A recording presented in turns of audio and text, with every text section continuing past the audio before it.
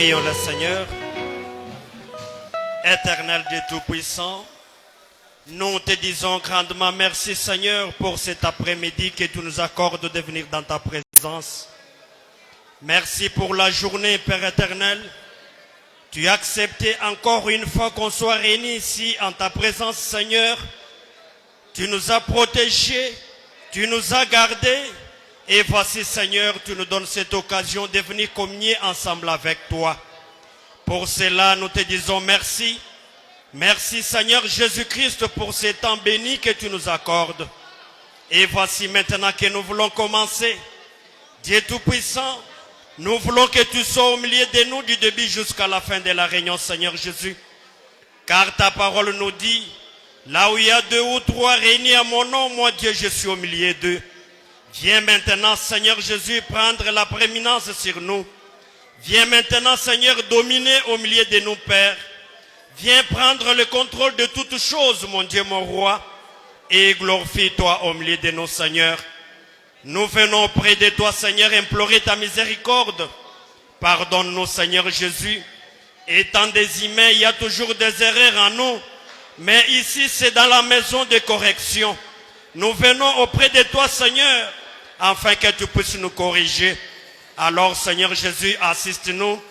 Et surtout au moment de l'écoute de ta parole, nous voulons encore une fois t'écouter, toi, Elohim le fort.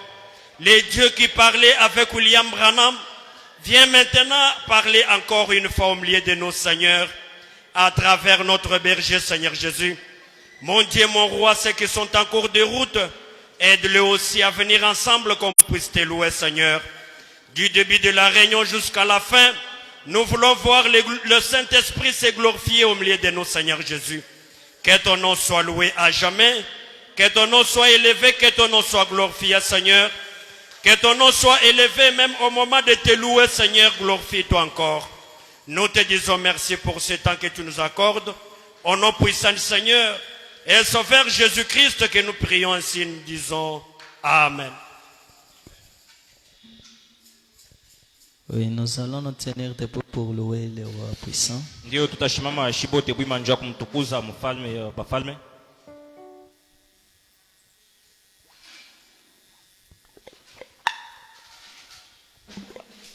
Il m'a sorti.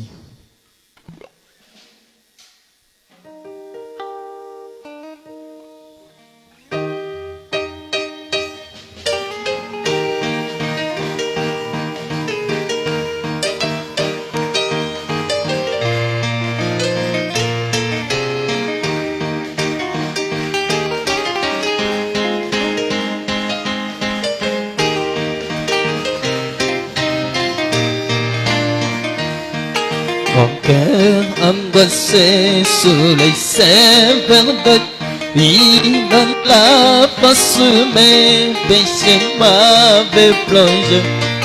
De la boue profonde, j'ai crié, oh Seigneur, il t'entre m'emmène au jour, oh il m'a. Quel abondance il m'a eu, mes péchés encore, il m'échante dans mon âme, ces jours, un chant de louange, alléluia.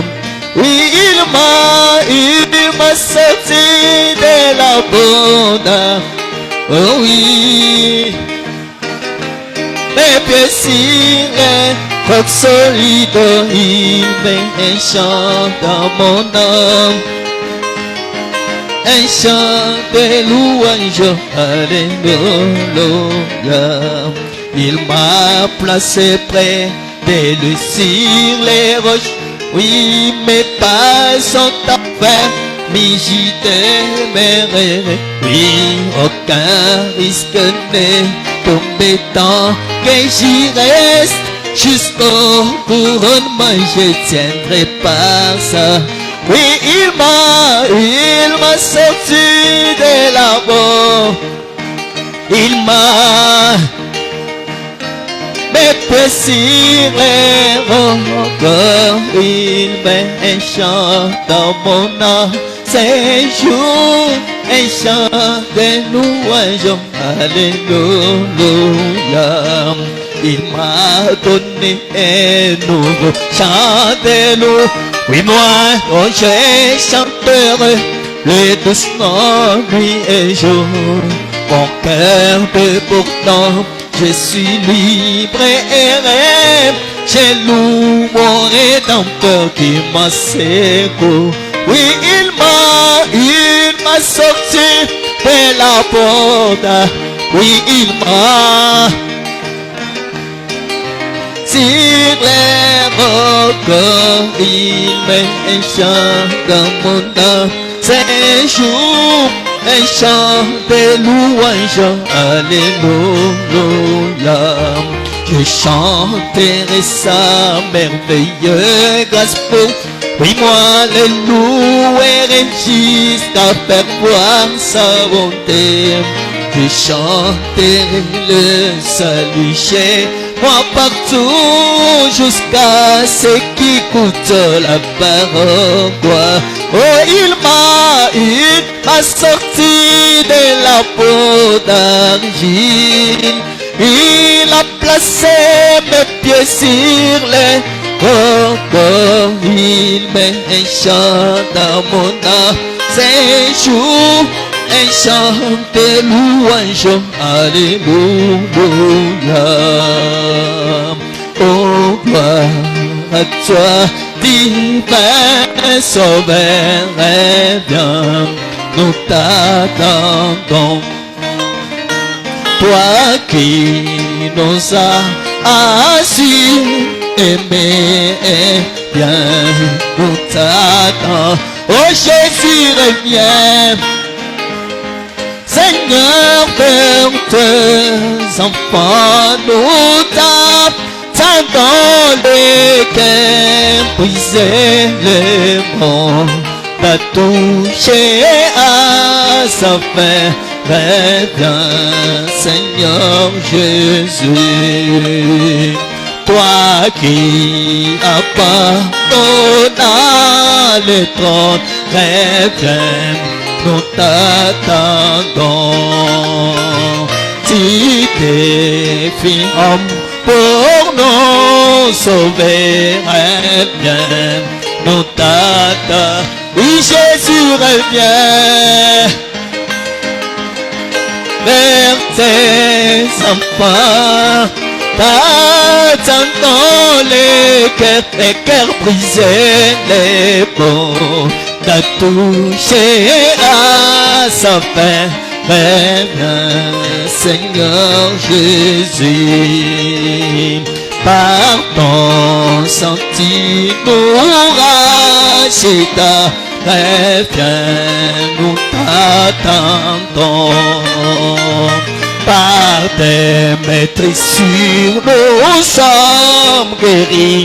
Reviens, nous t'attendons. Oui, Jésus, reviens vers tes enfants, nous t'attendons, les cœurs brisés, les mondes, t'as touché à sa fin. Reviens, Seigneur Jésus, tout est déjà fini, Seigneur, reviens, nous t'attendons, nous t'élouons, puissant vainqueur, reviens, nous t'attendons.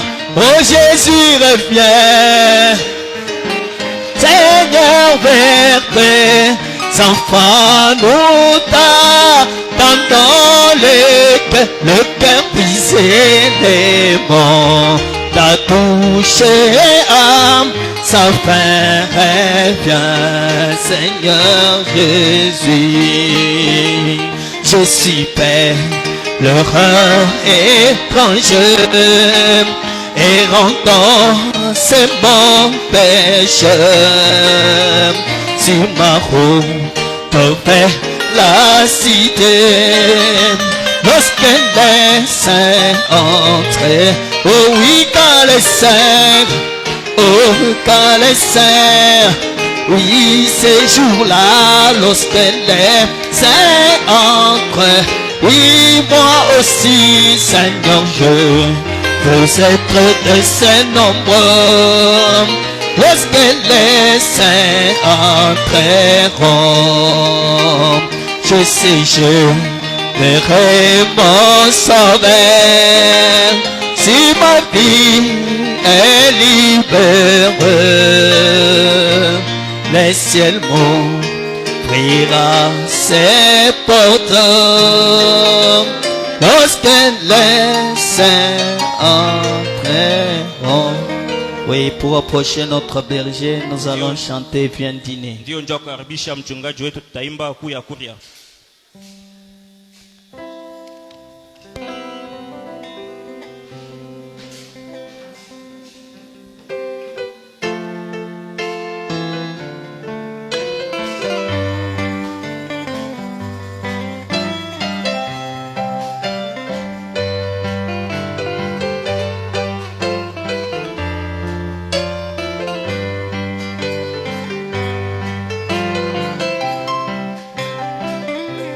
Jésus a une table où les saints de Dieu sont nourris.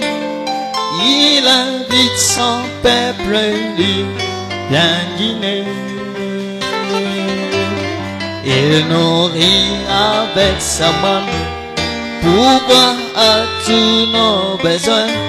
C'est bon des soupes avec lui tous les temps. Oui, viens dîner, maître appelle, viens dîner.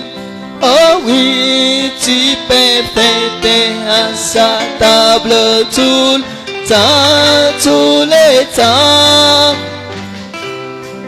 La foule échangea de l'eau en vin, un appel à l'enfant. Viens dîner. Les disciples débarquèrent en obéissant à Christ, car le maître les appelle à viens dîner. Là il trouva l'air désir, pain et poisson sur le fer. Il satisfait les enfants, mais tous les temps. Oui, viens dîner, maître appelle, viens dîner. Oh oui, tu peux fêter à sa table tous les temps.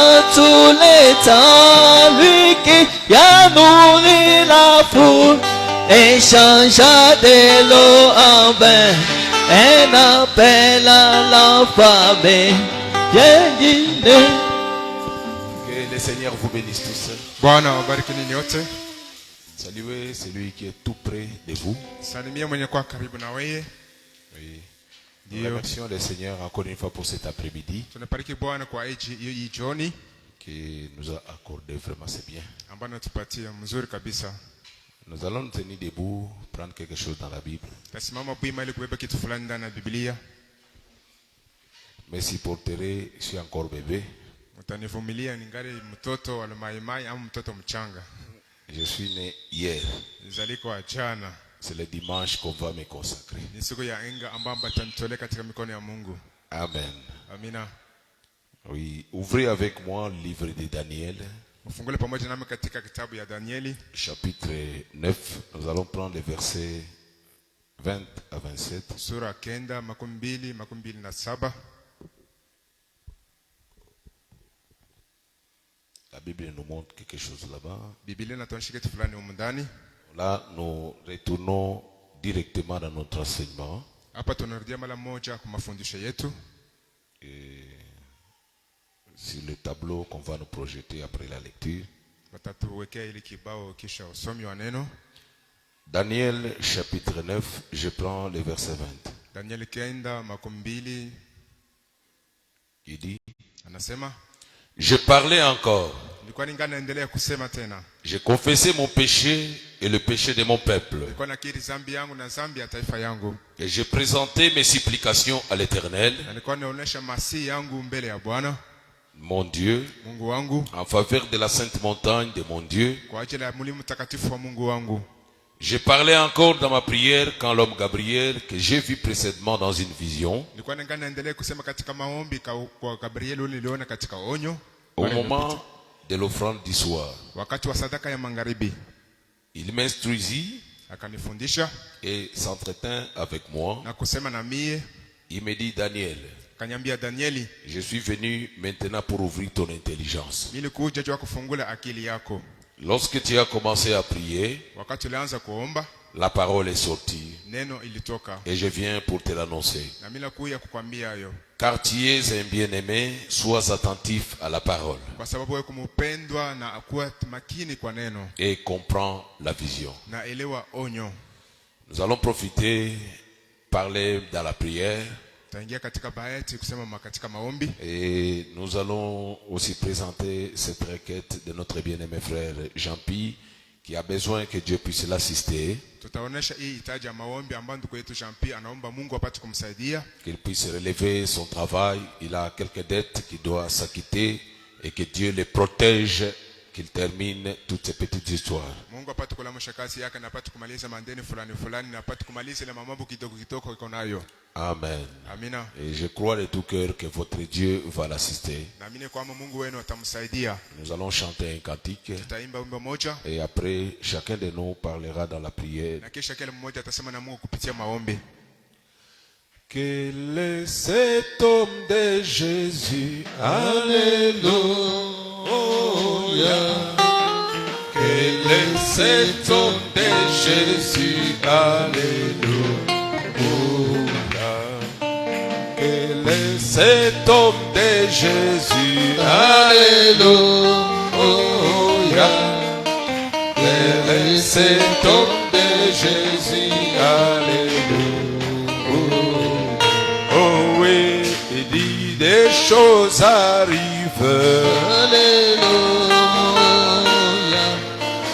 Quel est cet homme de Jésus? Alléluia.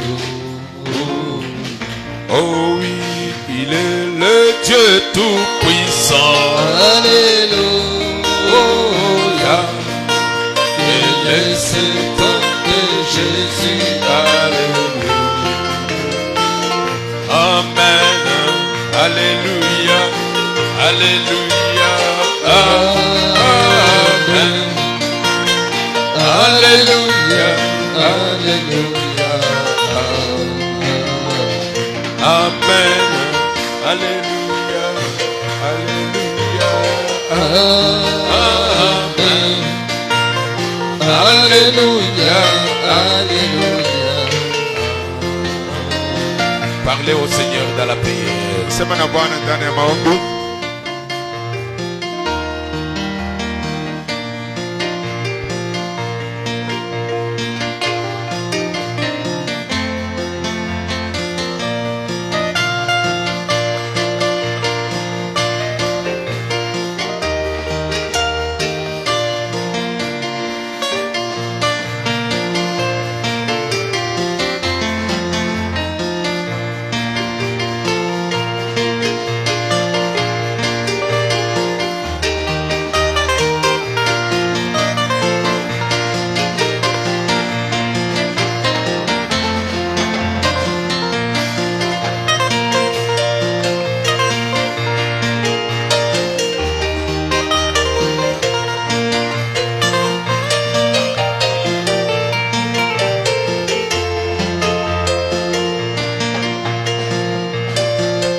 Dieu Tout-Puissant, Créateur du ciel et de la terre, laisse-moi t'élever encore une fois en ce moment, Père.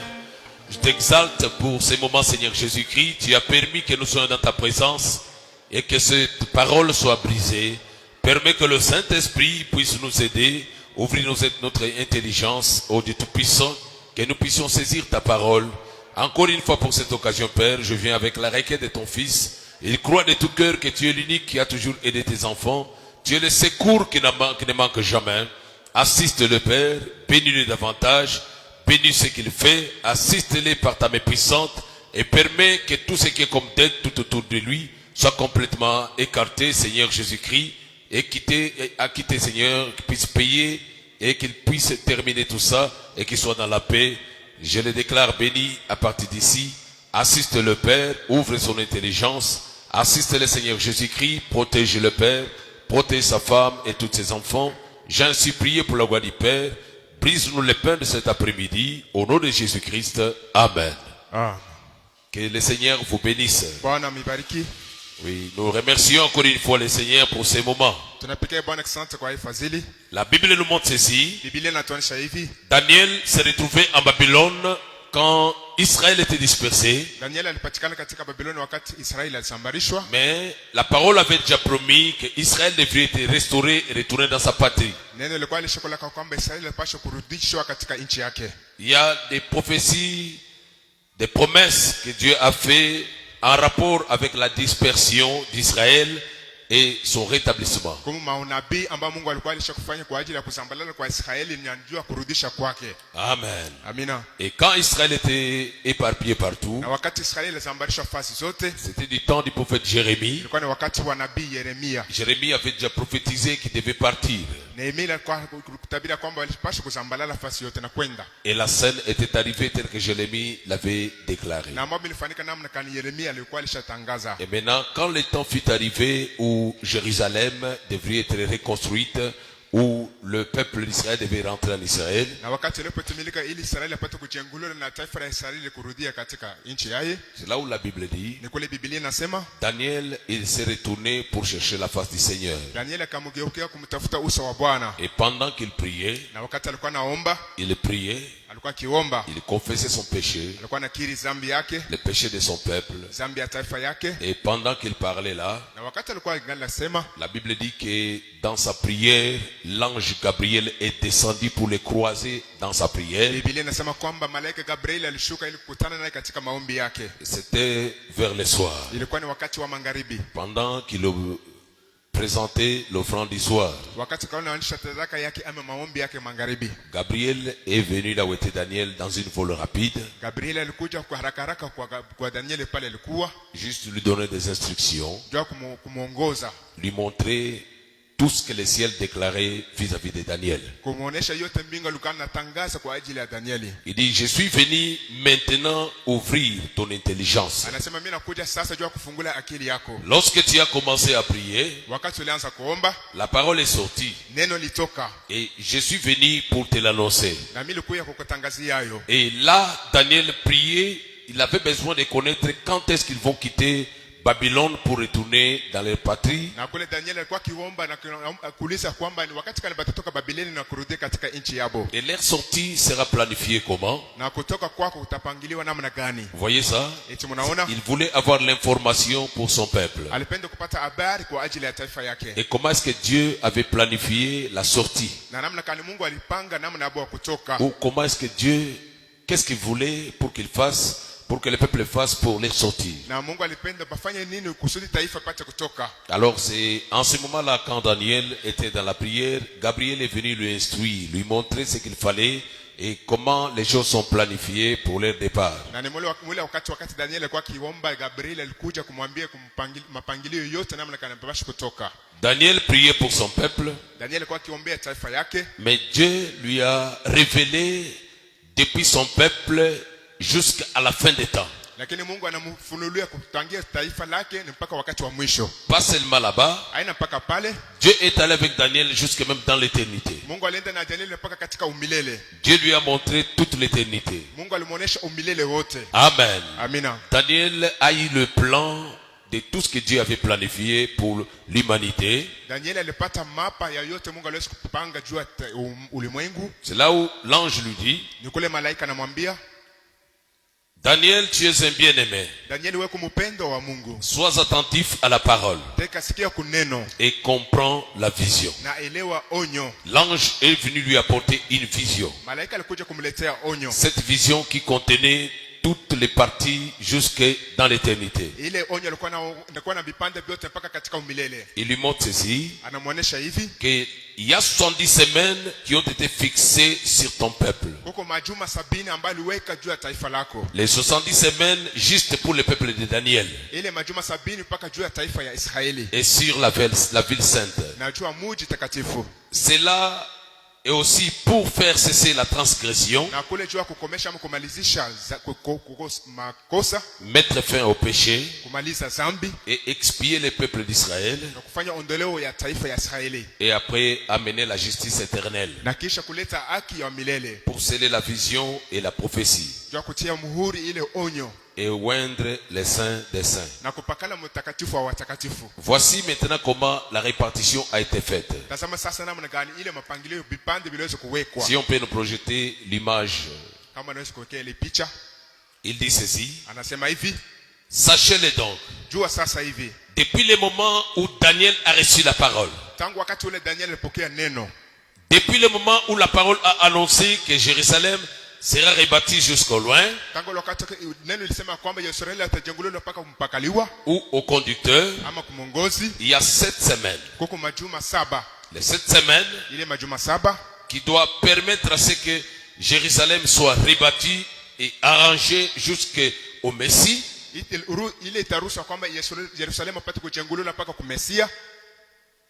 Et les places et les fossés seront rétablis, mais dans des temps fâcheux. Amen. Amina. Après les 62 semaines, un oin sera retranché. Il n'aura point de successeur. Les peuples d'un chef qui viendra détruira la ville et les sanctuaires. Et sa fin arrivera comme une inondation. Il est arrêté que les dévastateurs dureront jusqu'au terme de la guerre.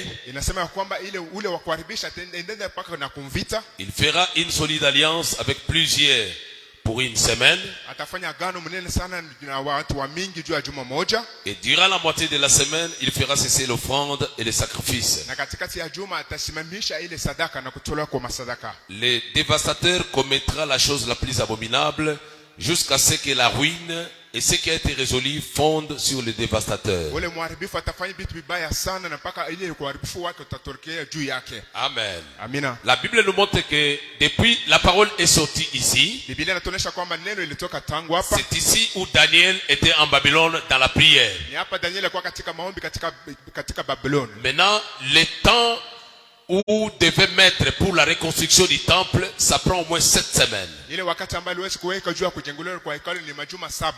7 semaines pour la reconstruction du temple.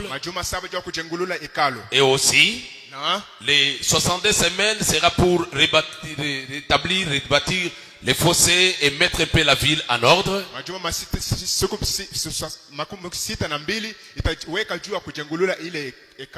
La Bible dit qu'après les 62 semaines, là, le Messie devrait faire une alliance avec plusieurs pendant 3 ans et demi.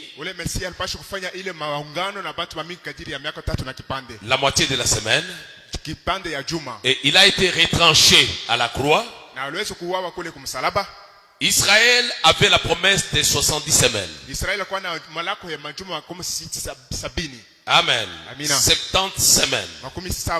Et les 70 semaines étaient réparties que les 7 semaines, c'est pour la reconstruction du temple. 62 semaines, rebâtir la ville sainte de Jérusalem.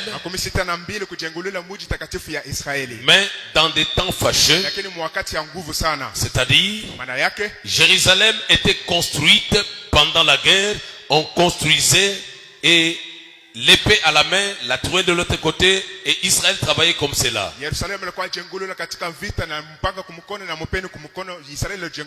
C'est pourquoi la Bible dit qu'il devrait reconstruire, travailler, mais dans des temps fâcheux. Amen. Maintenant, la moitié de la semaine ici, le Messie devait être retranché. Amen. C'était la moitié de la semaine.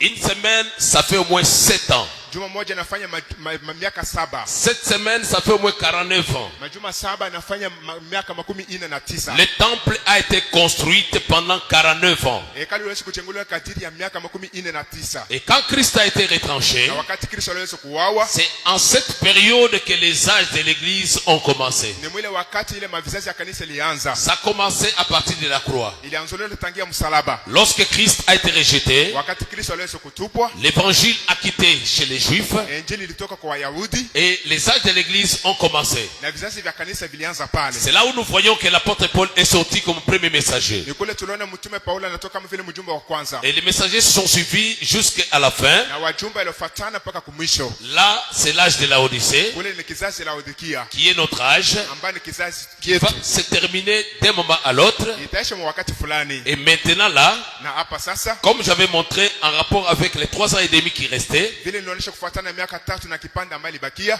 3 ans et demi ici, miaka 3 na kipande hapa, 3 ans et demi là-bas, miaka 3 na kipande huko, ça fait au moins 7 ans, inafanya miaka 7. une semaine qui restait. Juma moja ambayo ilibakia, 7 semaines majuma 7 pour la reconstruction du temple. kujengulula hekalu, 62 semaines majuma 62 pour rebâtir Jérusalem. ya kujengulula Yerusalemu. Amen. Amina. 62 puis 7, ça fait 69. 7 na 62 inafanya 69. La dernière semaine Juma ya mwisho est divisée en deux. banaikabula mibipande mbili. Une partie, Christ l'a accomplie pendant qu'il a servi 3 ans et demi de son Kipande moja ministère. Kristo alitimiza wakati alitumika katika kazi yake, Et la dernière partie viendra après les âges de l'église. na kipande ya mwisho kitakuya kisha vizazi vya kanisa. Est-ce que vous me comprenez très bien? Eti mnanielewa mzuri? La semaine qui restait pour que ça soit 70 semaines, Ile juma ilibakia ili ipate kutimiza majuma 70 divisée en deux. yenye kukabula mibanda mbili, Une partie, kipande moja Christ l'a accompli quand il était sur la terre. Kristo alitimiza wakati alikuwa hapa dunia, Et la dernière partie vient après le départ de l'épouse. na kipande ya mwisho nakuja wakati bibi harusi ataenda, Et lorsque Jésus a été retranché à la croix, na wakati Yesu aliwaka kwa msalaba. après la croix, c'est là où les âges de l'église ont commencé. Kisha msalaba ndio kule vizazi vya kanisa vilianza. Et nous avons avancé jusque dans le 7e âge dans lequel nous sommes aujourd'hui. Tulienda mpaka vizazi ya 7 ambamo tuko leo. Après le 7e âge de l'église, Ile kizazi ya 7 ya kanisa, après l'enlèvement de kisha l'église, kunyankuliwa kwa kanisa, c'est pourquoi j'avais montré qu'il y a au moins 3 événements impressionnants qui arrivent. ndio kama nilionyesha kwamba kuna mambo 3 ambayo minene mahali pasho kufika. La montée de l'église, Kupanda kwa kanisa, l'incarnation du diable dans l'homme du péché, kuikala ndani ya shetani wa mtu ndio ule wa et zambi, la 3e partie qui engage maintenant les juifs. na kipande ya 3 ambayo inaangalia Wayahudi. Amen. Amina. Mais remarquez ici dans la Bible. Tazameni hapa katika Biblia. Retournons un peu d'abord dans la Bible ici. Turudie kwanza katika Biblia. La Bible nous montre ceci. Biblia inatuonyesha hivi, Les temps sont bien répartis. makati ilaweka mzuri, Chaque groupe a son temps.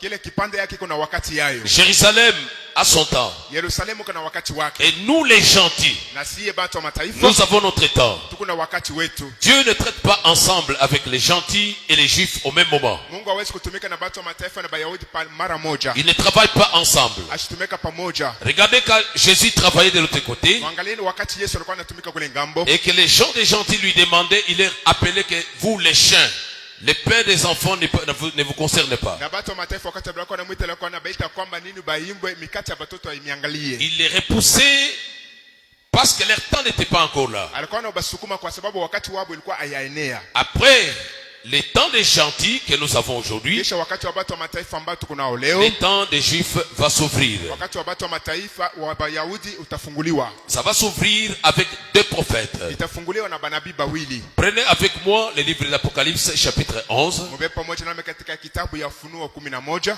Le verset 3 nous dit ceci. mstari wa 3 unatuambia hivi. Je donnerai à mes deux témoins, Mstari wa 3 unatuambia hivi. je donnerai à mes deux témoins le pouvoir de prophétiser revêtus de sacs pendant 1260 jours. Nitapatia washuhuda wangu wapate kutabiri wenye kufika na masaka miaka 13, 1260 jours. Quand vous prenez les 1260, vous divisez par 30, vous allez trouver 3 ans et demi. Kama unabeba ile 1260 mnakabula kwa 13 mtakuta ile miaka 3 na kipande. Amen. Amina. Et vous aurez les 3 ans et demi qui restent pour les juifs. Na mtapata ile miaka 3 na kipande na bakia juu ya Wayahudi. Et comprenez maintenant comment la prophétie a été promise. Na mwelewe namna kani unabii uliweza kulakwa. Je donnerai à mes deux témoins. nitapatia washuhuda wangu wawili. Nous, chez les gentils, Shie kwa watu wa mataifa. Élie le prophète est venu seul. Eli nabii alikuwa yeye mwenyewe. Mais chez les juifs, Lakini kwa Wayahudi il y a au moins 2 témoins qui doivent prophétiser là-bas. huko bashuhuda wawili ambao banapaswa kutabiri kule. Ils vont prophétiser Banapaswa kutabiri kule. pendant 3 ans et demi. Kadiri ya miaka 3 na kipande. Amen. Amina. Ce sont les 2 oliviers ou les 2 chandeliers qui se tiennent devant le Seigneur de la Ile terre. mizeituni mizabibu mbili ambayo inasimama mbele ya Bwana. Pendant leur prophétie, Wakati wa unabii wao, pendant leur prédication, wakati wa mabwiri yao, si quelqu'un veut faire du mal à ces 2 prophètes, kama mtu anataka kubafanyia vibaya hapa banabii bawili, du feu sortiront de leur bouche moto utatoka mubinywa vyao et va dévorer leurs ennemis. na taweza kulunguza wadui wao. Si quelqu'un veut leur faire du mal, Kama mtu anataka kubafanyia vibaya, il faut qu'il soit tué de cette manière. na yeye atauawa vile vile. La personne qui voudra les attaquer, le feu sortira pour les embraser. Ule mtu atabakombanisha, moto utatoka na kubalunguza. Amen. Amina.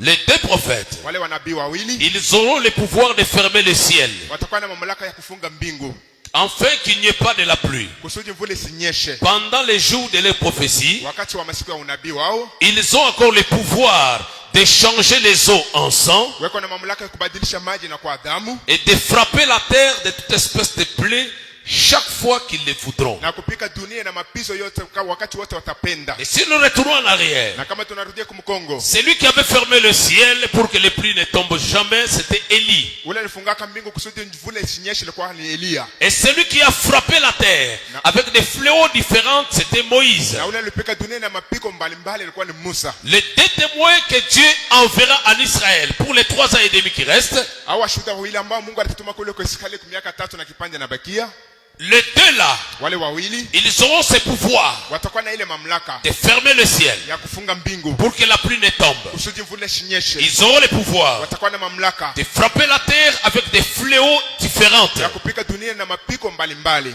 Toute espèce de fléau. maaina yote ya mapigo. À chaque fois qu'ils voudront frapper, ils vont le faire. Kila wakati watapenda kubifanya. Voyez, Mnaona, quand ils auront achevé leur témoignage, wakati watakapomaliza ushuhuda au mahubiri yao, lorsque leur temps sera terminé sur la terre, wakati wapendamalizika pa dunia, leur travail kazi yabo, achevé, wakati watakapomalizika, la bête qui monte de l'abîme leur fera la guerre ule nyama anatoka Biblia na atabafanya vita, et atabakombanisha le vaincra. na atabawina ama Et kubashinda, il va les tuer. atabaua. Après avoir terminé le travail que Dieu leur a donné. Kisha kwa kumaliza kazi ile Mungu alibapatia. Là, frère Banam dit, Ni kule ndugu Baranama anasema, si Dieu n'a pas terminé avec toi, kama Mungu hashaisha na wewe, il n'y a personne qui peut te toucher. hakuna yule anaweza kukugusa. Amen. Amina. Aussi longtemps que Dieu a affaire avec toi, Wakati ule Mungu ali na wewe lazima, il n'y a rien qui peut arriver. hakuna kile kinaweza kufikia. Tout ce que l'ennemi cherchera à faire, il va échouer. Yote adui atapima kufanya atashinda. L'ennemi sera écarté. Adui atatoshwa. Amen. Amina. La Bible nous montre quelque chose. Biblia inatuonyesha kitu fulani. J'ajoute encore. Naongeza tena. Et après quoi nous allons parler. Na kisha tutasema. Apocalypse chapitre 7. Ufunuo sura 7. Retenez d'abord dans Daniel, il était en Babylone. Mshika kwanza kwamba Danieli alikuwa katika Babiloni. Ils se sont retrouvés là-bas dans la captivité. Walikuta kule katika ufungo ama utumwa. Dieu leur avait promis de sortir. Mungu alibarakaka juu ya kutoka. Mais cette sortie, Lakini kule kutoka, comme le temps était arrivé, vile wakati litimia, il est resté 2 ans pour leur sortie. kulibakia miaka 2 ili wapate kutoka. Daniel, comme prophète, il a commencé à prier, gêner, pour savoir quand est-ce et comment la scène va se passer pour leur sortie. Danieli kama vile nabii alianza kufunga na kuomba ili wapate kujua kwamba wakati gani batatoka. Amen. Amina. Et c'est là que Dieu lui a révélé tout ce qui va arriver jusque même dans l'éternité. Ni kule Mungu alimfunulia yote itakayofika na mpaka muumilele. Même les âges de l'église. Hata mavizazi vya kanisa. Je prends Apocalypse chapitre 7. Nabeba Ufunuo sura 7. La Bible nous montre ceci. Biblia inatuonyesha hivi. Apocalypse chapitre 7. Ufunuo 7. Je prends le verset premier. Mstari wa kwanza.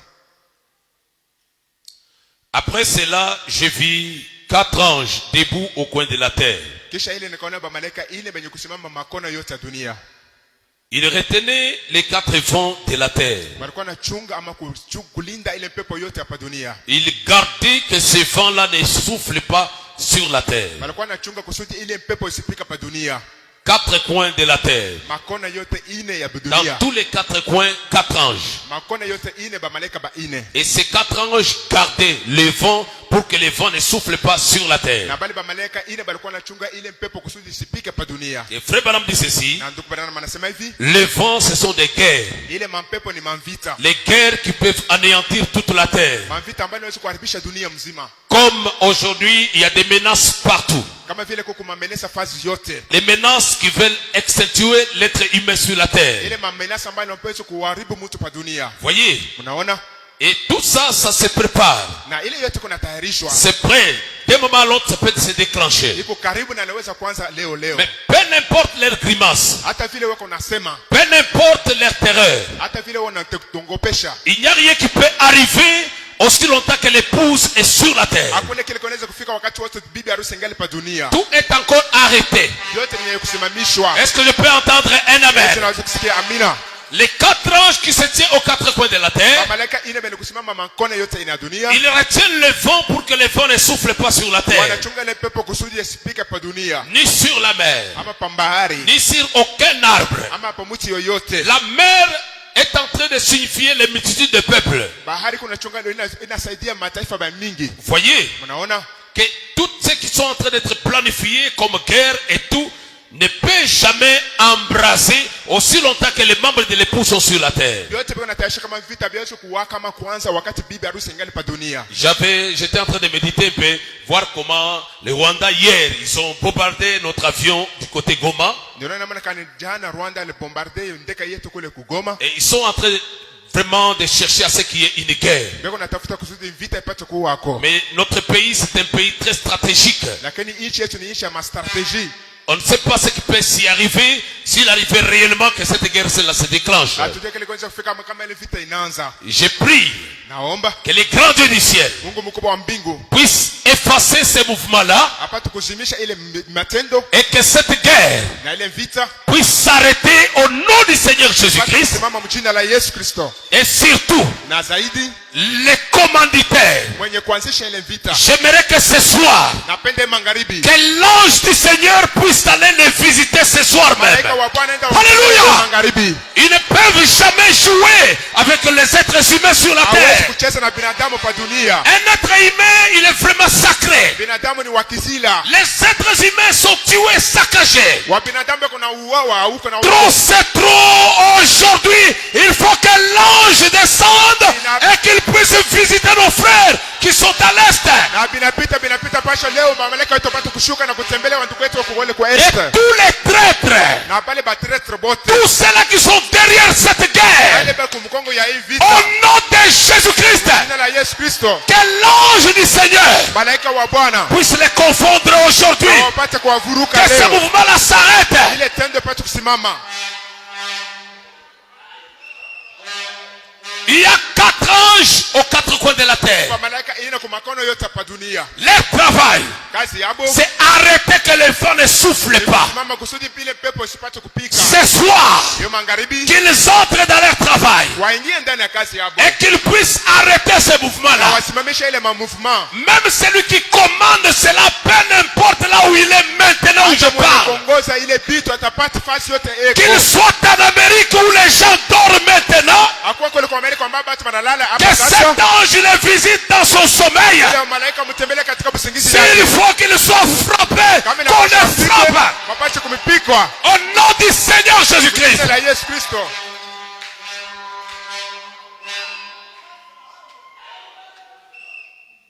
La Bible dit, Biblia inasema aux 4 coins de la terre, makona yote ina ya dunia. il y a les anges qui sont placés pour arrêter la guerre. Huku ba malaika benye kuweka jua kusememesha vita. Et la guerre, c'est comme un mouvement démoniaque. Na vita inakuwa kama vile mouvement ya kidemona. Voyez? Unaona? Et on tue les gens, ils n'ont pas de cœur. Beko na uwa batu na bana na moyo ndani yabo. Les 4 anges, Dieu les avait placés là-bas Bale ba malaika ine Mungu alibaweka kule. pour arrêter ce qu'ils appellent 3e guerre mondiale. Yuko kusimamisha ile banaita kwa vita ya tatu ya dunia mzima. Il n'y aura pas de 3e guerre mondiale aussi longtemps que toi et moi, nous sommes encore ici. Hakutakuwa 3e guerre mondiale pa dunia wakati wewe na mimi tungali hapa. Non. Hapana. il faut d'abord que nous puissions partir. inabidi kwanza shie tupate kwenda. C'est ça le programme de Dieu. Ndio mapangilio ya Il Mungu. n'y a aucun homme qui peut arrêter le programme de Dieu. Hakuna yule anaweza kusimamisha Il mapangilio n'y a ya Mungu. personne qui peut changer ses programmes. Hakuna yule anaweza kubadilisha C'est mapangilio lui ya qui Mungu. cherchera à changer ses programmes. Yule atapima kubadilisha mapangilio ya Mungu, Il sera frappé. atapikwa na Mungu. Amen. Amina. La Bible avait déjà promis Biblia ilikuwa ilishakulaka de ne pas faire du mal à la terre, ni à la mer, ni aux arbres, ya kwamba msifashie bahari, dunia na miti mubaya, jusqu'à ce que les 144 000 qui sont peuple d'Israël sera scellés. mpaka pale ba 144 batachapiwa ama kutilia muhuri. Amen. Amina. C'est en ce moment-là que la guerre va commencer. Ndio ile wakati vita itaanza. Après les seulement de 144 000 chez les Juifs. Kisha kuchapiwa ya bale ba 144,000 kwa Yahudi. Et si vous lisez jusqu'en bas, Kama mnasoma mpaka kumwisho, jusqu'au lire même tous les chapitres 7, kusoma ile sura yote ya 7, vous allez voir que Dieu a tout planifié là-bas. Il a même réparti le nombre de tribus et ceux-là qui seront scellés, des gens prédestinés à être sauvés. na Mungu alisha kupanga biote kule bale ba 144,000 na bale bataweza kuchapiwa. Amen. Amina. Maintenant, en ce qui concerne les Juifs, Kwa ile naangalia Wayahudi, qu'est-ce qui va se passer? ni nini litafanyika? Dieu lui-même va susciter au moins 2 témoins. Mungu yeye mwenyewe atalamusha bashuhuda bawili, Et ces 2 témoins-là, na bale bashuhuda bawili ce sont les 2 prophètes, ni banabii bawili, Élie et Moïse, Elia na Musa, qui vont se retrouver là à Jérusalem. ambao watapatikana kule Yerusalemu. Ils vont encore prophétiser. Wataanzulula tena kutabiri, Ils vont prêcher watahubiri là chez les Juifs. kule kwa Wayahudi. Et pendant leur prédication, Na wakati wa mahubiri hapo, c'est en ce moment-là que les 144 000 seront appelés. ni mwile wakati bale ba 144,000 bataitwa. Vous voyez ça? Eti munaona? Là, le temps des gentils est déjà parti. Kule wakati wa watu wa mataifa ilisha kuisha. Les âges de l'église déjà terminés. Vizazi vya kanisa bilisha kuisha. Et l'âge de la Odyssée se termine avec l'enlèvement de l'épouse. Na kizazi la Laodikia inamalizika na kunyakuliwa kwa bibi harusi. C'est pourquoi nous continuons à venir à l'église pour se préparer et avoir ces instructions où l'épouse doit être préparée elle-même. Ndio kwa maana tunakuwa mkanisa ndio kupata hii madibisho kusudi bibi harusi apate kutayarisha yeye mwenyewe. Amen. Amina. Après quoi? Kisha yake, Après le départ, kisha kwenda il y a au moins 2 prophètes huku banabii bawili. que Dieu va susciter à Jérusalem, Bale Mungu atalamusha kule Yerusalemu, là en Israël. kule kwa Israeli. L'un aura l'esprit de Moïse, Mmoja atakuwa na roho ya Musa, l'autre aura l'esprit d'Élie. mwingine atakuwa na roho ya Elia. Et pendant leur prédication, Na wakati wa mahubiri hapo, Élie va fermer les ciels. Elia atafunga mbingu, Il n'y aura pas la pluie sur la terre kutakuwa mvula pa dunia pendant 3 ans et demi. kadiri ya miaka 3 na kipande. Moïse Musa va changer l'eau en sang, atabadilisha maji inakuwa damu, même l'eau des puits, peu n'importe, l'eau sera l'eau simplement, ce sera du sang. yote inaitwa maji itabadilisha kwa Il y damu. aura beaucoup de fléaux que si quelqu'un manquait l'enlèvement, ce sera vraiment compliqué pour lui. Kutakuwa mapigo ya mingi, kama mtu anaposa kunyakuliwa itakuwa komplike juu yake. C'est pourquoi Ndio kwa maana chacun de nous doit vraiment tirer très attention et se préparer en conséquence. kile mmoja anapaswa kusopoka na kukutayarisha vile nafai, Comme je l'ai souligné, vile niweze kutia kistari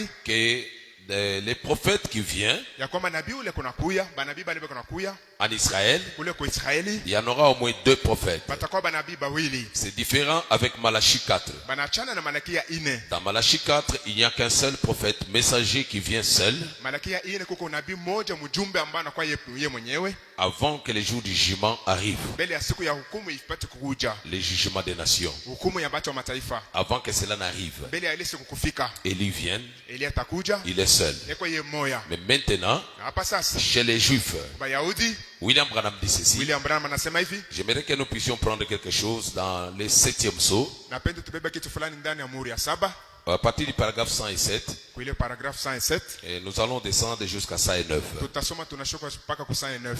Frère Branham dit ceci. Ndugu Branham anasema hivi, Remarquez la différence entre Élie qui vient chez les nations et Élie qui va chez les Juifs. tazameni achanishwa katikati ya Eli ule kunakuwa kwa watu wa mataifa na ule anaenda kwa Wayahudi. C'est pourquoi vous remarquerez que quand Frère Branham voulait partir en Israël, arrivé en Égypte, l'ange du Seigneur lui a dit de rentrer, que l'ère des Juifs n'était pas encore Ndio kwa maana arrivée. mtaona ndugu Branham wakati alitaka kwenda kule kwa Israeli, akafika wakati alifika kwa Misri, Mungu alimwambia kwamba simama wakati wa Wayahudi au yaenea. Parlez lentement, je vous attends. Quand vous parlez rapidement, les gens ne vous écoutent pas bien. Remarquez, Tazameni, ces prophètes viendront. abo wanabii batakuya. Non seulement ça. Aina paka ile Les prophéties là, les prophètes là, c'est Apocalypse 11. bale banabii bale ni Ufunuo 11. Nous avons lu une partie Tulisoma kipande et j'aimerais que vous le lisiez quand vous étudierez la parole na napenda mpate kuisoma wakati mtaenda kujifunza neno avec les bandes. pamoja na makanda. Vous écoutez les bandes Unasikia kanda et vous lisez la Bible. na unasoma Biblia. Vous lisez les brochures, Unasoma mabrochure vous lisez aussi la Bible na unasoma na Biblia. pour avoir l'image exacte et claire. Joko na wazo katika uwazi. Frère Branham dit, Ndugu Branham anasema écoutez, sikieni.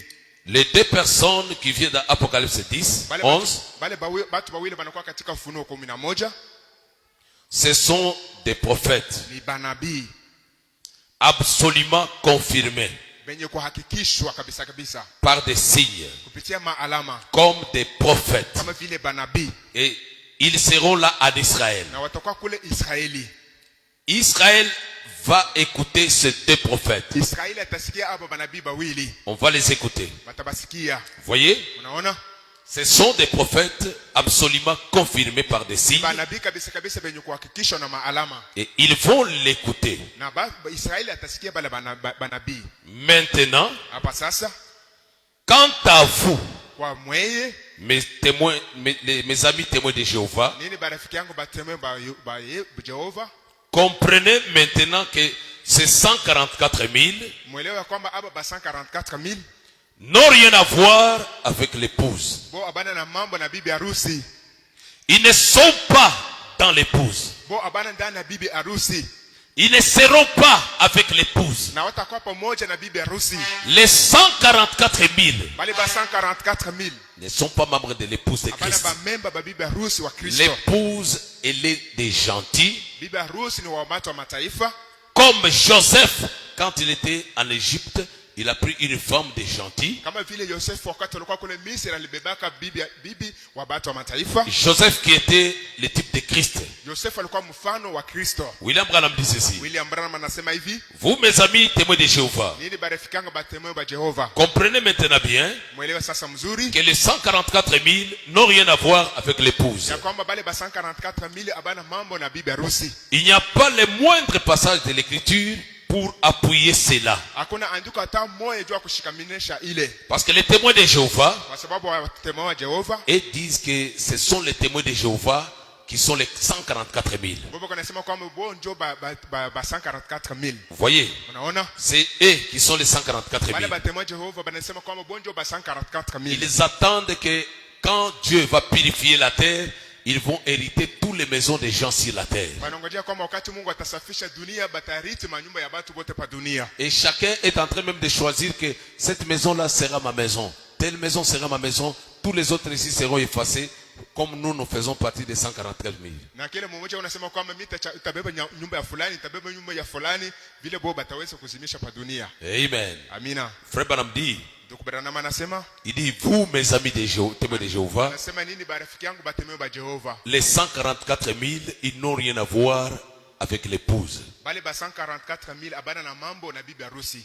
Même, il n'y a aucune écriture qui peut appuyer votre façon de comprendre. Hakuna andiko hata moja ambayo anaweza kushikamanisha namna neno kusema. Ce sont des juifs, Bo ni Bayahudi tu. les 144 000 là. Bale ba 144,000 Ce Bayahudi sont tu. des juifs, Ni Bayahudi les élus. bateule. Ils sont appelés à sortir Banaitwa ile pato kutoka pendant la période du dernier 3 ans et demi. wakati wa ile miaka 3 na kipande. La dernière partie que je vous ai montré qui reste là. Ile kipande ya mwisho mile manaonesha ile libakia. Cette dernière partie, Ile kipande ya mwisho c'est dans cette période de temps-là que les 144 000 seront appelés. ndani ya ile wakati ya kipande ya wakati mule ba 144,000 bataitwa. Dans les 3 ans et demi Ile miaka 3 na kipande. qui restent dans les 70 semaines de Daniel. Ile nabakia katika majuma 70 ya Danieli. Christ a travaillé pendant la moitié de la semaine. Kristo alitumika kipande ya mwaka ya juma.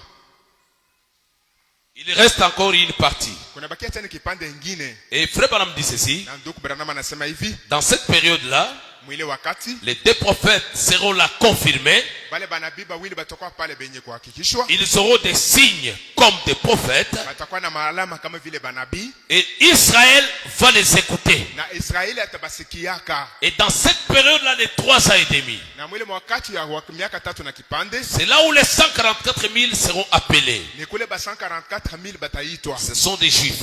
ni Bayahudi. Pendant la période de 3 ans et demi, Wakati wa miaka 3 na kipande des 70 semaines de Daniel, ya miaka 70 ya Danieli, Frère Branham dit, ndugu Branham anasema, je reprends souvent ce que j'ai déjà dit. nasemululaka kila mara bila milisha kusema. Pourquoi? Juu ya nini? Pour que les gens apprennent et comprennent et qu'ils soient capables de reproduire cela ou peut-être parler avec quelqu'un d'autre. Kusudi bantu pate kujifunza na kujua na kusemulula bile na kusema na batu bengine.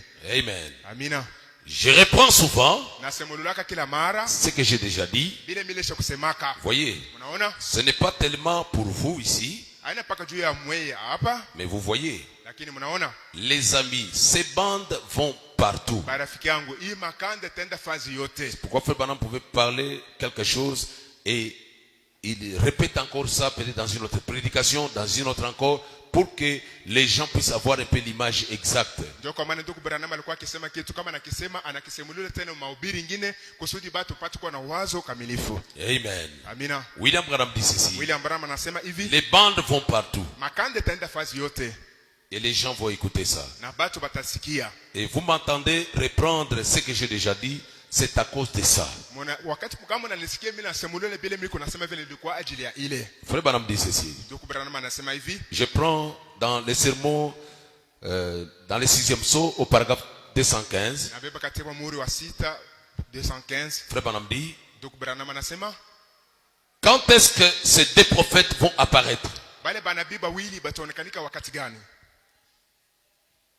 Ils apparaîtront dans cette période de 3 ans et demi. Bataonekanika mwile wakati wa miaka 3 na kipande. C'est dans cette période-là qu'ils vont commencer à prêcher. Ni mwile wakati bataanza kuhubiri.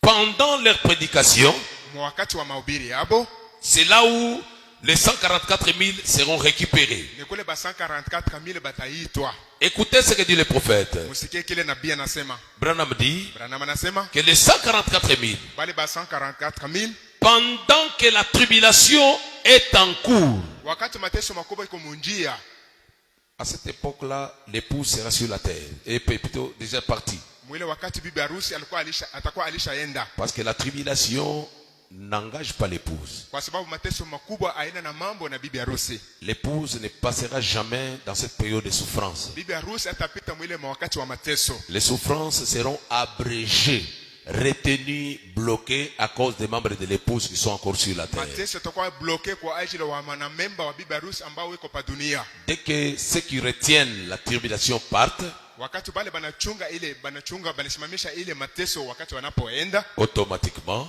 pale à partir de ce moment-là, mwile wakati la scène change. mambo inabadilika. Vous voyez, Unaona?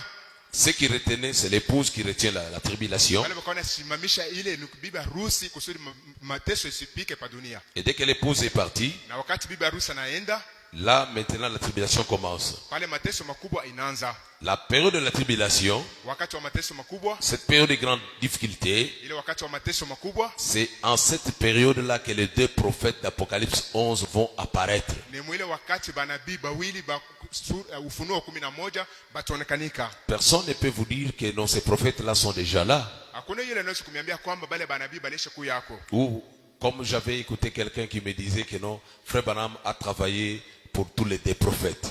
Kama vile nilisikia mtu mmoja ananiambia kwamba ndugu Branham alisha kutumika juu ya bale banabii bote bawili. Ce n'est pas comme ça. Haina vile. Amen. Amina. Frère Branham, il est Malachie 4. Ndugu Branham yeye ni Malakia Mais 4. les deux prophètes ici, ils viennent de l'Apocalypse 11. Lakini aba banabii bawili banatokea mu Ufunuo 11. Et les deux prophètes ici ne viennent pas ici chez nous, chez les gentils. Na aba banabii abakuye kwetu kwa shie batu wa mataifa. Les deux ici vont travailler uniquement à Jérusalem. Aba bawili batatumika paka kule Yerusalemu. Ça sera pour l'appel des 144 000. Itakuwa na juu ya kuita bale ba 144,000. Vous voyez, Unaona? Frère Branham dit, Ndugu Branham anasema pendant la période de la tribulation, wakati wa mateso kubwa c'est là que va paraître les deux prophètes d'Apocalypse 11. ni kule banabii ba kufunuo 11 bataonekanika, Ils vont leur prêcher batabahubiri, et ils prêchent pendant 1260 jours. batahubiri kadiri ya ile masiku. Voyez, Unaona, c'est exactement 30 jours par mois, ni kabisa kabisa masiku 3 kwa mwezi, comme le calendrier l'a indiqué, kama vile kalenda iliweza kusema 3 ans et demi. miaka 3 na kipande. 3 ans et demi qui restent, 3 ans et demi que Jésus avait déjà accompli. Les 3 parties, ça fait une semaine qui restait. Miaka 3 na kipande nabakia, na ile miaka 3 na kipande Yesu alitimiza yote, nafanya majuma C'est la 70e partie de la dernière partie de la 70 semaines de Daniel qui arrive. Voyez? ndio kipande ya mwisho ya majuma 77 ya ile ya Danieli naifika. C'est la dernière partie. Ndio kipande ya mwisho, C'est la dernière partie ni kipande ya mwisho de la 70e semaine qui restait. ya kipande ya ile majuma 70. Dieu n'a pas traité avec Israël en traitant avec nous. Mungu ashikutumike na Israeli tena na shie tena mara moja. Non, messieurs. Hapana, Bwana. Avec nous, Pamoja na shie c'est Élie de Malachi 4. ni Elia wa Malakia 4, William Branham. William Branham. Avec les Juifs, Na Bayahudi il y a 2 prophètes. kuku banabii bawili. L'un aura l'esprit d'Élie, l'autre l'esprit de Moïse. Mmoja atakuwa na roho ya Elia, mwingine roho ya Musa. Frère Branham dit ceci. Ndugu Branham anasema hivi, Il y a une différence quand cette dispensation va se faire. kuko achanisho wakati ile kazi itaweza kutendeka, Lorsque l'esprit d'Élie descend. wakati roho ya Elia itakaposhuka, Pendant que l'esprit d'Élie travaille. wakati ule roho ya Elia iko natumika. Il y a aussi une différence dans sa façon de travailler. Kuko tena achanisho mnamna yake ya kutumika. William Branham dit ceci. William Branham anasema hivi, Retenez qu'avec nous les gentils, mshike ya kwamba pamoja na shie batu wa mataifa, Élie qui vient chez les gentils, c'est Élie de Malachi 4. Eli ule kuna kuia batu wa mataifa ni Elia wa Malakia 4. Maintenant, les 2 témoins ici, Aba bashuhuda bawili ils iront en Israël. bataendaka kule kwa Israeli. Amen. Amina. Regardez que du temps d'Élie de Tishbite, c'est Élie qui avait ramené Israël pendant qu'Israël était... il avait déjà oublié le Seigneur. Mwangalie wakati wa Elia Mtishiba ni Eli ndio alirudishaka Israeli wakati Israeli alikuwa alishakusabu Bwana. Et c'est Moïse qui avait apporté la délivrance du peuple d'Israël. Na ni Musa ndio aliletaka ufungulivu ya taifa ya Israeli. Israël écoute mieux ces 2 prophètes. Israeli anasikiaka mzuri sana aba banabii bawili. Voyez, Mnaona? William Branham dit ceci. William Branham anasema hivi, Je prends un peu dans le 5e psaume. nabeba katika muhuri wa 5. Frère Branham dit au paragraphe 320, Ndugu Branham anasema kule ku 320, il dit ceci. anasema hivi, Il montre un peu comment l'esprit d'Élie a travaillé dans les dispensations différentes, anaonesha namna kani roho ya Elia iliweza kutumika nyakati ya kwa chana avait chana. travaillé Alitumikaka nyakati ya kwa chana chana. et comment ça travaillait. Na namna kani ilikuwa natumikaka. Il dit, remarquez ça. Anasema tazameni hii. Le premier Élie, Eli wa kwanza c'était Élie lui-même. alikuwa ni Eli yeye mwenyewe. Au paragraphe 320. Kule mstari 320, Le premier Élie, c'était Élie lui-même Eli wa kwanza alikuwa ni Eli yeye mwenyewe. qui était monté. Ule alipandaka. Le deuxième, Eli wa pili c'était Élisée. alikuwa ni Elisha. Lorsque Élie est monté, Wakati Eli alipanda, l'esprit d'Élie est revenu sur Élisée. roho ya Elia ilikuja juu ya Elisha. Voyez, Unaona? c'était la deuxième fois. Ndio ilikuwa mara ya pili. La troisième fois, Mara ya tatu, le même esprit d'Élie ile roho moja ya Elia qui a travaillé avec Jean-Baptiste. ile ilitumika na Yohana Mbatizaji. Le quatrième, Eli wa 4, Branham dit, Branham anasema c'est le 7e ange ou le 7e messager, le dernier messager de l'église. ni malaika wa 7 ama mjumbe wa 7 wa kanisa. Voyez, Unaona? qui est le quatrième. Amba ndio wa 4. 4 pour apporter la délivrance. 4 ndio kuleta ufungulivu. Le 7e ange, Na malaika wa 7, le 7e messager, mjumbe wa 7 qui est le dernier messager des de l'église, ambaye ni mjumbe wa mwisho wa vizazi vya kanisa, il vient aussi avec l'esprit d'Élie. na yeye kuna kuya tena na roho ya Elia Selon Malachi 4 kufuatana na Malakia 4 et Apocalypse 10, na Ufunuo 10, l'ouverture de toute la parole ufunuo wa neno lote pour amener le peuple dans la foi. ndio kurudisha taifa katika njia. Et maintenant, Na sasa la 5e fois, c'est un messager pour les Juifs, mara ya 5 ni mjumbe juu ya Bayahudi, pour les 144 000, juu ya bale ba 144,000, pour les Juifs. juu juu ya Bayahudi après le départ de l'église. kisha kwenda kwa bibi harusi. Quand l'église sera déjà partie, Wakati kanisa itakuwa ilishaenda, le même esprit d'Élie ile roho moja moja ya Elia qui a travaillé avec William Branham, ile ilitumika pamoja na William cet Branham, esprit-là revient sur quelqu'un d'autre, mais à Jérusalem, ile roho itarudia juu ya watu wengine lakini kule Yerusalemu pour ramener les 144 000. juu ya kurudisha wale ba 144,000. William Branham dit, William Branham anasema, remarquez, tazameni quand Élisée, wakati Elisha, il ne termine pas la phrase, ashimalize misemo, quand il est venu accomplir son ministère, wakati alikuwa kufanya kazi yake dans Malachie 4, ndani ya Malakia 4, il dit, voyez, anasema mnaona, en tant que Malachie 4, yeye kama vile Malakia 4, Élie est tout seul. Elia yuko paka yeye mwenyewe. Vous verrez que Frère Branham, il n'y avait pas quelqu'un d'autre avec lui. Mtaona kama ndugu Branham hakukuwa na mtu mwingine pamoja naye. Mais ici dans Apocalypse 11, on montre deux personnes. Lakini hapa Ufunuo 11 banaonesha watu bawili. Les deux là viennent, mais pas pour les gentils, mais pour les juifs. Bale bawili bako nakuya abakuye watu wa mataifa lakini Bayahudi. Branham dit, Branham anasema, regardez bien, tazameni mzuri, lorsqu'il est venu sur Malachie 4, wakati alikuya juu ya Malakia 4, il était tout seul. alikuwa paka yeye moya. Mais Lakini quand il vient exercer son ministère parmi les juifs, wakati alikuwa kufanya huduma wake ama kazi yake katikati ya Bayahudi, dans Apocalypse 11, ndani ya Ufunuo 11, là, kule il y a Moïse kuko Musa et lui. na yeye. Moïse et Élie, ils viennent d'eux. Musa na Elia banakuwa watu bawili. Voyez, Unaona? deux personnes en Israël. Watu bawili kule Israeli. Chez les gentils, Élie lui-même. Kwa watu wa mataifa ni Elia yeye mwenyewe. Frère Branham seul. Ndugu Branham yeye mwenyewe. William Branham dit, William Branham anasema, voyez, unaona? là, Moïse est avec lui. Kule Musa yuko pamoja naye. Élie n'est pas seul. Eli ana yeye moya. Frère Branham frappe sur la chair deux fois. Ndugu Branham anapika pa mimbali mara mbili. Alors, il n'y a aucune confusion. Hakuna mvuruko hata mmoja. Aucune, voyez? Hakuna mvuruko hata mmoja, mnaona? Est-ce que l'église me saisit très bien? Eti kanisa inanishikia mzuri? Est-ce que vous me comprenez très bien? Eti mnanielewa mzuri? Frère Branham dit ceci. Ndugu Branham anasema hivi, La dernière partie qui reste avec les juifs, kipande ya mwisho inabakia pamoja na Bayahudi. cette partie-là Ile kipande interviendra dans cette période de la tribulation. tangia mwile wakati wa mateso makubwa. C'est dans cette partie-là que les deux prophètes vont entrer en scène. Ni mwile wakati pale manabii bawili bataingia katika kiwanja. Élie et Moïse, Elia na Musa ils vont travailler chez les juifs. batatumika kwa Mayahudi. Et William Branham dit ceci. Na William Branham anasema hivi, L'esprit d'Élie doit travailler pendant 5 fois. roho ya Elia inapaswa kutumika mara 5. Premièrement, Kwanza il a travaillé avec Élie des Tishbite. alitumika na Elia mtishiba. Et quand Élie est monté, Na wakati Elia ilepanda, son esprit est retourné sur Élisée. roho yake ilirudia juu ya Elisha. Et Élisée a travaillé. Na Elisha alitumika. Élisée est parti. Elisha alienda. Lorsque le mois fut arrivé pour le rétablissement encore, Na wakati ilienea juu ya kuweza kurudisha le tena, même esprit est descendu sur Jean-Baptiste. ile roho moja moja ilishuka juu ya Yohana Mbatizaji. Amen. Amina. Pour la 3e fois. Ilitoa mara 3. Et maintenant, à la fin des temps, Na mwisho wakati le même esprit-là est revenu sur William Branham. ile roho moja moja ilikuwa juu ya William Branham. L'esprit d'Élie, son travail, c'est de ramener les gens dans l'ordre. Roho ya Elia kazi yake ni kurudisha watu katika usawa. Laodicée était écarté loin de la parole. Laodikia alienda mbali na neno. Était.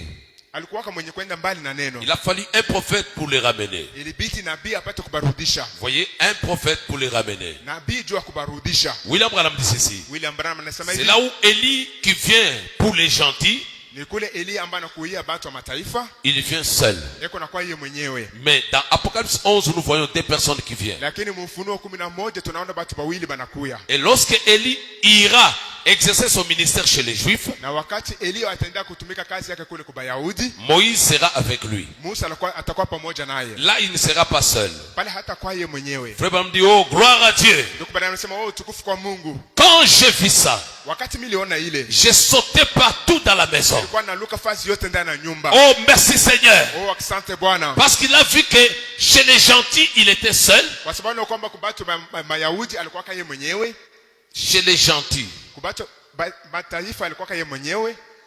Mais aller chez les Juifs, là, Élie se retrouve avec Moïse. lakini kwa Yahudi kule Musa banapatana na Elia. Frère Branham dit ceci. Donc Branham anasema hivi, Lorsque j'ai vu ça dans la parole, wakati miliona ile ndani na neno, quand j'ai regardé ça, wakati nilikuwa naangalia ile, j'ai sauté partout dans la maison. nilikuwa naluka fazi yote ndani ya nyumba. Branham dit, Branham anasema quand j'ai regardé cela se dérouler devant moi, wakati nilikuwa naona ile inafanyika mbele yangu, il a vu Élie et Moïse à Israël. aliona Musa na Elia kule Israeli. Il a vu cette partie-là se dérouler devant lui. Aliona ile kipande kunatumilika ama kufanyika mbele yake. En tant que prophète, Yeye kama vile nabii il les voyait. alikuwa anabaona. Il a vu tous les deux là en Israël. Aliona bale bote bawili kule Israeli. Quand j'ai regardé, Wakati nilikuwa naangaliaka, cela s'est déroulé là-bas. ile ilikuwa inafanyika kule. Voyez, Unaona? ça se passe chez les Juifs. Inafanyika kwa Yahudi. Mais ici, chez les gentils, Lakini kwa watu wa mataifa, Élie est venu seul. Elia alikuwa yeye mwenyewe. Branham dit ceci. Branham anasema hivi, J'ai vu cet Élie apparaître pour la première âge. niliona ule Elia kuonekanika mukizazi ya kwanza, Il était seul. alikuwa kama yeye moya. Il était tout seul. Alikuwa kama yeye mwenyewe. Partout, tout seul. Fasi yote paka yeye mwenyewe. Et quand je l'ai vu revenir, Na wakati nimeona na anarudia plus loin là-bas, kule mbali kabisa, Frère Branham le voyait dans une vision. Branham Il alikuwa- venait à deux. Branham alikuwa anabaona bano katika onyo beko na kwa bawili. Il n'était plus seul. Ashikuwa yeye mwenyewe. Ils étaient à deux qu'il était en train de venir. Balikuwa bawili beko na kuya. Frère Branham dit, Donc Branham anasema c'était Moïse et Élie ilikuwa ni Musa na Elia pour travailler à Jérusalem. ndio kutumika kule Yerusalemu. Frère Branham dit ceci. Donc Branham anasema hivi, Je voyais cela. mimi nilikuwa naonaka ile Cela s'est déroulé devant moi. ile inafanyika mbele yangu. J'ai dit, oh voilà. Nikasema ni vile. Ça y est, Seigneur. Inafika. Amen, amen. Amina, amina. Maintenant les voilà. Alléluia, alléluia. Bo bale sasa, haleluya, Il était en haleluya. train de regarder. Alikuwa anaangalia. Il dit, c'est exactement la scène, comment ça s'est passé. Na anajua namna kali ile mambo C'est ilifanyika. comme cela que la scène s'est passée. Ndio vile mambo ilifanyikaka. Frère Branham le voyait. Branham alikuwa anabaona.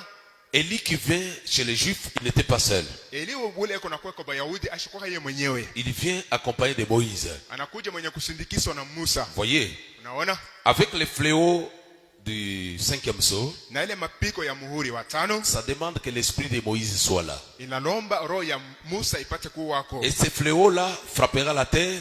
Nous ne serons pas là en cette époque. Na ile mapiko itapikaka dunia na shia hatutakuyaka hako ile wakati. Et Élie, Na Elia lui, va ramener le peuple juif à croire et à voir que Jésus-Christ, c'est bien lui le Jéhovah de l'Ancien Testament qu'ils avaient rejeté. ye atarudishaka taifa ya Bayahudi ili ipate kujua kwamba Yesu Kristo ndio Bwana ule balikatalaka. C'est pourquoi, lorsque les Juifs rentraient chez eux, Ndio kwa maana wakati Bayahudi balikuwa narudiaka kwabo, on leur demandait, mais pourquoi vous rentrez encore là-bas? balikuwa nabaulizaka jua nini mnarudia tena kule? Pourquoi vous rentrez là? Le pays est dévasté. Pourquoi vous rentrez encore? Jua nini mnarudia kule kwa sababu nchi ilishaharibika. Il dit non, nous rentrons.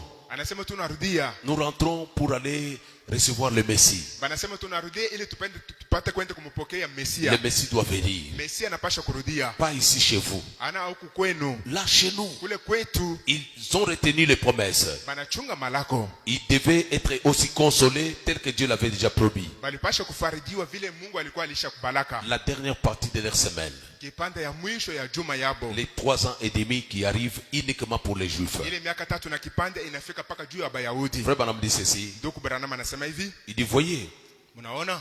gloire à Dieu. Utukufu kwa Mungu. Quand j'ai vu cela, Wakati miliona ile, j'ai sauté partout. nilikuwa naluka kafazi yote. Et j'ai dit, merci Seigneur. Na nikasema asante Bwana. Quand j'ai regardé cela se dérouler là-bas, Wakati nilikuwa naona ile kunafanyika kule, j'ai vu Élie apparaître pour le premier âge, miliona Elia akaonekanika juu ya kizazi ya kwanza, seul. ye mwenyewe. Du temps d'Élisée, Wakati wa Elisha, seul. ye mwenyewe. Jean-Baptiste, Yohana Mbatizaji, seul. ye mwenyewe. Il ne pouvait même pas travailler avec Jésus. Ashukwezi kutumika hata pamoja na C'est Yesu. pourquoi il fallait que Jean-Baptiste qu'on puisse retrancher la gorge pour que Jésus soit seul sur la scène aussi. Ndio kwa maana Yohana Mbatizaji balipasha kumkata kichwa kusudi Yesu akwa ye mwenyewe pa kiwanja. Et quand l'esprit d'Élie est revenu encore avec le prophète du temps de la fin, Na wakati roho ya Elia ilirudia pamoja na nabii wa wakati wa mwisho, Élie est seul sur la scène. Eli eko ye moya Et mkiwanja. vous verrez qu'aujourd'hui, Na mtaona kwamba leo partout sur la terre, fazi yote pa dunia il n'y a pas un prophète du trempe de William Branham. hakuna nabii wa mwatua ya William Branham. Il n'y en a pas. Anako. Tous ceux-là qui ont des prophéties prophéties, ce sont des dons, des prophéties, mais il n'y a pas de prophètes majeurs. Bale bote baka na unabii ni banabii kidogo lakini hauna nabii wa yulu. Ils n'ont pas de signes des prophètes. Abana na maalama ya banabii. Et il n'y a personne qui peut même se comparer à ces prophètes. Hakuna ule anaweza kulinganisha na ule nabii. William Branham dit ceci. William Branham anasema hivi. Il dit, vous voyez, Mnaona? seul aussi sur la scène. Eko yeye mmoja pa kiwanja. Mais quand je voyais se dérouler de l'autre côté chez les Juifs, Lakini wakati alikuwa anaona banatumika kule ngambo ya Bayahudi, William Branham dit, William Branham anasema là-bas, ule quand ça s'est déroulé, wakati alikuwa anafanyika, j'ai vu Élie avec Moïse. niliona Elia pamoja na Musa. Ils étaient à deux. Balikuwa bawili. Là, c'est Apocalypse 11. Kule ni Ufunuo 11. Là, Frère Branham n'est pas là. Kule ndugu Branham hana ako. Est-ce que vous me comprenez très bien? Eti mnanisikia mzuri? C'est pourquoi même ceux-là qui vont plus loin voir que Branham est Dieu, ils se trompent. Hata bale banaenda mbali kuona kwamba Branham ni Mungu, C'est un banajilanda. mensonge horrible. Ni bongo moya kuongopesha. Frère Branham a travaillé pour les gentils. Ndugu Branham alitumikia watu wa mataifa. Après les gentils, chez les Juifs, il y a encore deux prophètes. Kisha watu wa mataifa Bayahudi kuko banabii bawili. Et ces deux-là n'engagent pas les gens des gentils. Na bale bawili abatumika juu ya watu wa mataifa hapana paka juu ya Bayahudi. Ils travaillent uniquement pour les 144 000. Beko natumika paka juu ya bale ba 144,000. Vous voyez, Mnaona? William Branham dit, William Branham anasema, oh mes amis, "Oh barafiki où yangu, en sommes-nous maintenant? tunafika wapi hapa sasa? On est à quel niveau maintenant? Tuko wakati gani hapa sasa?" Parce que les anges qui retiennent la guerre, ils sont aux quatre coins, ils ont des instructions pour arrêter la guerre. Kwa sababu malaika bale banachunga vita beko makona yote ile ya dunia hapa dunia. Je vous montrerai aussi par la parole Nitamuonesha kupitia neno que ces anges-là, ya kwamba bale malaika on leur donnera encore l'ordre de libérer les vents. watampatia amri ya kuweza kuachilia pepo. Et là, la terre sera embrasée. Na kule dunia italungula moto. Ça sera le temps où les 144 000 sont déjà appelés et scellés même. Itakuwa ni wakati ule bale ba 144,000 batakuwa benye kuitwa na kutiliwa chapa. Frère Branham dit, Ndugu Branham anasema, je prends le paragraphe 458 dans la demeure future de l'épouse nabeba katika ile mahubiri na ile mstari et de l'époux céleste. na ile mahubiri. Frère Branham dit, Ndugu Branham anasema, mon frère et ma sœur, ndugu yangu dada yangu, où en sommes-nous maintenant? tunafika wapi hapa sasa? Voyez, Mnaona? regardez les signes des temps, Mwangalie maalama ya wakati. regardez ce qui se passe partout dans le monde. Mwangalie ile kufanyika pa dunia mzima. Vous pouvez voir que d'un moment à l'autre, quelque chose peut se déclencher. Mnaweza kuona kwamba wakati fulani kitu fulani inaweza kufika. Mais la chose qui peut arriver, Lakini kile kitu kinaweza kufika. d'abord c'est le départ de l'épouse. Kwanza ni kwenda kwa bibi harusi. C'est pourquoi chaque personne Ndio kwa maana kila mtu doit se préparer. anapasha kujitayarisha. L'épouse doit être sans tache, ni ride, ni rien de semblable. Bibi harusi anapasha kuwa na kelema bila mfujo ama kitu kitokyote. Et ce qui prépare l'épouse de Christ, c'est le message que nous prêchons. Na kenye kutayarisha bibi harusi ni ujumbe ya wakati wetu. William Branham dit, William Branham anasema, observez et voyez là où nous en sommes. mwangalie ni wapi tunafikia. On est où maintenant? Tunafika wapi hapa sasa? Mes amis, Barafiki yangu, où en sommes-nous maintenant? tumefikia wapi hapa sasa? On attend seulement de sortir du chemin. Nous attendons que nous puissions quitter le chemin. Tunachonga paka tutoka munjia. Voyez, Unaona?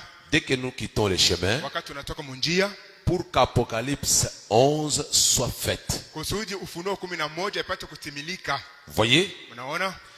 nous quittons le chemin. Shi tunatoka tunalitosha munjia. C'est nous qui est l'obstacle Shi ndio kikwazo. pour que les deux prophètes n'apparaissent pas en Israël. Kusudi bale banabii bawili basionekanike kule Israeli. C'est nous qui sommes obstacles Shi ndio kikwazo. pour que la tribulation ne vienne pas. Kusudi mateso makubwa isikuye. C'est nous qui sommes obstacles Shi ndio kikwazo. pour que la troisième guerre mondiale ne puisse pas se déclencher. Kusudi vita ya tatu isipate kufanika. Est-ce que vous me comprenez très bien? Eti mnasikia mzuri. William Branham dit ceci. William Branham anasema hivi, Oh, où en sommes-nous, "Oh, tumefikia wapi? mes amis? Barafiki yangu, Où en sommes-nous tumefika wapi?" avec toi qui n'as pas encore le Saint-Esprit? Na wewe ule auyapokea kama Roho Mtakatifu. Mais où en sommes-nous, Tumefika wapi? toi qui as une vie encore compliquée? Wewe ungali na maisha iko compliqué. Où en sommes-nous? Tunafika wapi?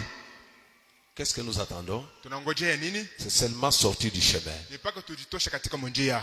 Quitter ce monde, Kutoka hii dunia partir dans l'enlèvement. kwenda katika kunyakuo. Et là, nous laisserons la place à Apocalypse 11. na kule tuachilia Ufunuo 11 fashi Les deux prophètes. bale banabii wawili. Apocalypse 11 sera faite, soit faite, Ufunuo 11 itafanyika, soit annoncée aux Juifs. itatangaziwa kwa Wayahudi. On va leur montrer que ce qui a été promis dans la Bible, Batabaoneshaka ya kwamba bile bililakaka ndani ya Biblia. Apocalypse 11, Ufunuo pour 11 vous les Juifs, juu ya mweba Wayahudi, les voici, c'est accompli devant leo vous. hii inatimilika mbele yenu. Vous voyez, Unaona, Frère Branham dit, ndugu Branham anasema c'est vrai, ni kweli, l'enlèvement qui arrive, unyankuliwe unakuja, l'enlèvement vient, unyankuliwe unakuya, l'épouse parte, bibi harusi itaenda, et après, na kisha yake Apocalypse 11 apparaît. Ufunuo 11 inaonekanika nayo. Après l'apparition d'Apocalypse 11, Kisha kuonekanika kwa Ufunuo ce sera 11 l'appel des 144 000. itakuwa na mwito ya bale ba Et Frère 144,000. Branham dit que les 144 000, ce sont les élis des Juifs. Na ndugu Branham anasema kwamba bale ba 144,000 ni bateule ba Bayahudi. Ce ne sont pas les élis de chez nous ici. Ana bateule ba huku kwetu. Nous partirons. Shi tutaendaka. L'enlèvement arrive. Unyankuliwa unakuya, C'est le départ. ni mwendo. Nous serons ôtés du chemin. Tutatosha munjia Et Dieu tourne les dos chez les gentils. na Mungu atageukia batu wa mataifa. Et après, Kisha ça sera le départ. itakuwa ni mwendo. Regardez d'abord ce qui est écrit ici. Mwangalie ile banaandika hapa. Dans le Nouveau Testament, la Bible nous montre ceci. Katika Agano Jipya Biblia inatuonesha hivi. Je prends Luc au chapitre 19. Luka 19 La Bible nous montre ceci à partir du verset 41. mstari wa 41 Il dit ceci. anasema hivi.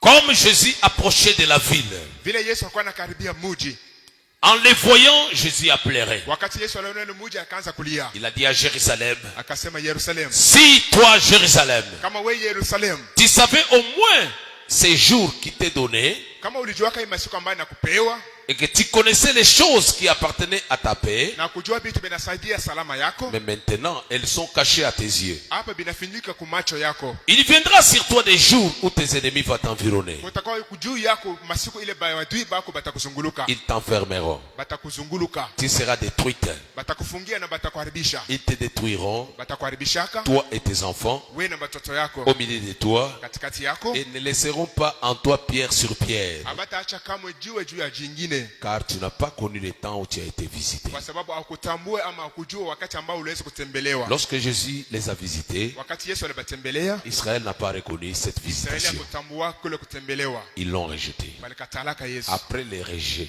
Kisha kukatala c'est Yesu, là où Jésus regardait, il a commencé à ni pleurer. kule Yesu anaangalia na akaanza kulia. Jérusalem, Yerusalemu, si vous savez le pourquoi je suis là, kama mlijua jua nini niko hapa, si vous savez les choses qui peuvent vous amener la paix, kama ujua vitu ambavyo vinaweza kumiletea salama, mais cette chose-là est cachée devant vous. lakini vitu vinafichama mbele yenu. Les jours vont venir Masiku itakuyaka où tes ennemis vont t'encercler, kule badui bako batakuzungulukaka, vont t'enfermer. batakufungia. Et Frère Branham dit que cette prophétie était accomplie en Israël Na ndugu Branham anasema kwamba hii unabii ilitimilikaka kule Israeli lorsque l'empereur Titus était entré wakati Emperor Titus aliingiaka et Jérusalem était détruite. na Yerusalemu baribishaka, Le peuple était éparpillé partout. taifa lisambalaka fazi yote. Et aujourd'hui, Na leo Israël est retourné chez lui. Israeli anarudia kwake, Ils attendent les deux prophètes. banangojea bale banabii bawili. Ces deux prophètes-là viendront Bale banabii bawili batakuyaka pour leur parler. jua kusumbulia nabo. Vous voyez, Unaona, ils leur parleront batabambiaka du Messie jua Masia, et après, na kisha à un moment donné, wakati fulani ils vont croire. Et bataaminiaka. Frère Branham dit qu'Israël naîtra en un seul jour. Na ndugu Branham anasema kwamba Israeli atazalikwa msiku mmoja, Car la repentance vient de Dieu. kwa sababu kutubu unatoka kwa Mungu. Dieu va leur donner la repentance. Ils vont avoir les regrets d'avoir rejeté le Messie. Mungu atapatiaka toba na batakuwa na huzuni ya namna kani balikatalaka Masia. Ils se repentiront. Batatubwaka, Ils vont pleurer. Ils bataliaka, vont pleurer. Et bataliaka, après quoi, le Seigneur va leur sceller. na kisha Bwana atapatia chapa, Il va leur donner le Saint-Esprit. atapapatia Roho Mtakatifu. Frère Branham dit ceci. Ndugu Branham anasema hivi, Mes frères et sœurs, banduku yangu badada yangu, où en sommes-nous? tunafikia wapi? L'heure est déjà partie. Saa ilishaenda, Il est grand temps iko wakati mnene de placer ce qui est important dans votre vie. ja kuweka kile kiko na maana sana ndani ya maisha yako, Et ce qui est important, c'est la parole. na kama maana ni neno. Amen. Amina. Chaque personne Kila mtu doit lutter par tous les moyens anapaswa kuombana namna yake yote de mettre la vie de Dieu en pratique, ya kuweka maisha ya Mungu ndani katika tendo, mettre la parole de Dieu en pratique. Weka neno la Mungu ndani ya tendo. Que le Seigneur vous bénisse. Bwana amibariki. Nous allons nous tenir debout. Tasimama bwima. On va chanter le numéro 3. Ils viennent de l'Est et de l'Ouest. Tutaimba banatoka kwa asubuhi na kwa magharibi. Dans quoi seulement? Amini tu. Après quoi, chacun de nous va parler dans la prière. Na kisha kila mmoja atasema ndani ya maombi. Dieu nous a appelés de gauche à droite. Mungu alituita kuume na kushoto. Et Frère Branham dit que c'est l'ange du Seigneur lui-même qui appelle les gens. Na ndugu bwana anasema kwamba ni malaika wa Mungu yeye mwenyewe anaita batu. Il m'a touché, il m'a placé. Anakugusa na niweka pale. Et il est venu te chercher, il t'a approché. Alikuja kutafuta na kukaribisha. Il est allé encore chercher celui-là. Anaenda kutafuta tena yule mwingine. Et il continue encore à le faire. Na endelea paka mkufanya. On va chanter ces cantiques. Tutaimba hii wimbo. Ils viennent de l'Est et de l'Ouest. Ile mwimbo. Avec nos mains et nos voix. Na mikono yetu na masauti yetu. Pour la gloire du Seigneur. Jua tukufu ya Bwana.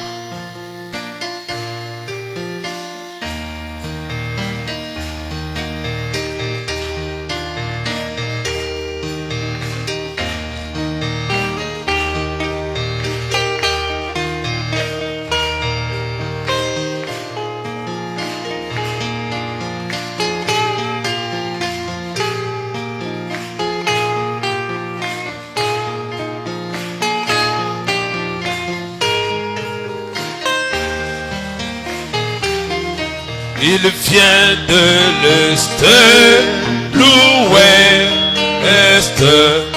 Il vient de lointain pays. Fait avec le roi comme ses invités. Auquel pèlerin béni,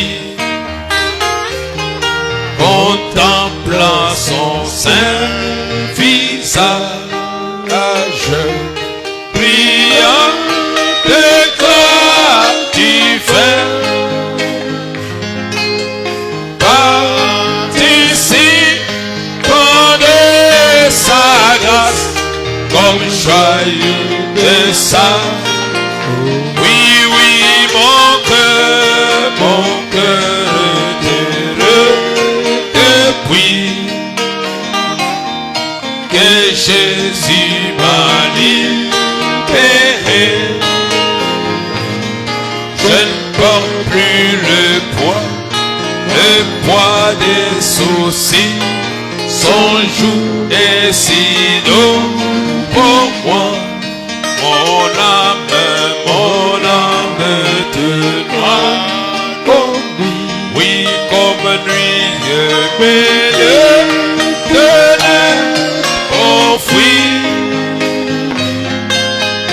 Maintenant, j'écris victoire, car Jésus m'a libéré. Parlez au Seigneur dans la prière. Sema na Bwana ndani ya maombi.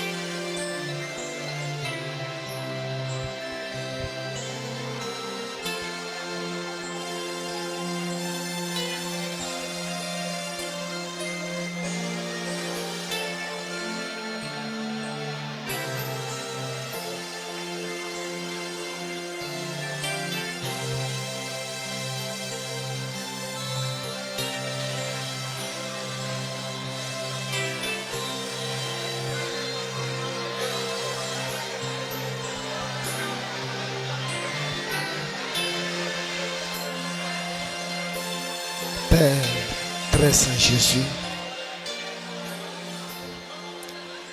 nous te sommes infiniment reconnaissants ce soir, Seigneur Dieu de gloire, que tu viens de parler avec nous, Seigneur Jésus-Christ. C'est toujours toi qui es riche en miséricorde.